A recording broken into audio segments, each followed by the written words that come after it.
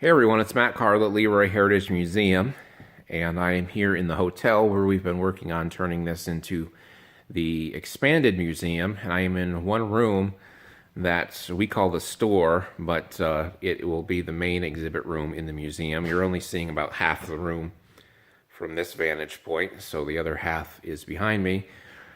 But I wanted to show you some updates as far as what we've been doing in this particular room over the past few months. Probably the significant project was the floor, and as you can see now, the floor is plywood, and before that the floor was the original floor that was here, put down in 1896 when the store was put in. And we had to put down plywood for a number of different reasons. First of all, the floor had around 35 different holes in the floor because everyone who has used this room has done their own different project. Most recently, it was an apartment, but prior to that, it had been part of the Sherwood Rest Home, and so it had been divided up into rooms. And then prior to that, part of it was a garage, and so a lot of people drilled a lot of holes. The floor wasn't in good condition. There was oil staining from where Stanley Morris parked his car in here. Plus the back corner of the room, two corners of the room, were settled by an inch or so, and so it made the whole back of the room look like it was out of level. So we wanted to level it up. It wasn't a structural issue. It was simply a matter of getting it back to a level floor so that we could have a good place when we build exhibits in here. And so that got done. A lot of shim work got done, and this plywood got put down. So eventually there'll be hardwood in here, and when that time comes, we'll be all ready to be able to put down hardwood in this room. So another thing that's going on in here is in the back here, this stud wall has been put up, and this stud wall, again, this is not a structural thing. This stud wall was put up to level up the wall, first of all, and also to provide a place to be able to run the electrical through the wall. This entire room is all wainscoting, tongue and groove, and so it's difficult to get wiring into the walls.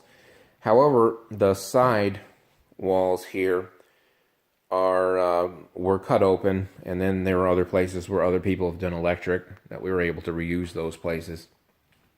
But in the back part here, it just was too difficult to get into the back wall. Plus, there is no foundation, or I should say there's no basement under this. It's a crawl space that's not even big enough in this particular section of this room. Not big enough for a human to even crawl into. So we found it a lot easier to just frame this in. This back part here that has insulation tucked into it, that was, we think, double doors originally when the store was first built, where you could load goods into the back of the store so that you weren't interrupting the main entrance. Up above here, there is an opening in the ceiling, and that is going to be repaired at some point in time. The tongue and groove is going to be matched and then fixed and all put back into place. While that looks like something that was done much later on, that was only done about 4 years after this building was built. The store was in here, and they needed more space, and so they cut through the ceiling into the ballroom, which is above this room, and made a separate department store upstairs. And so it had two different floors in this building that were used for the store. So it was kind of the Walmart of LeRoy in this store.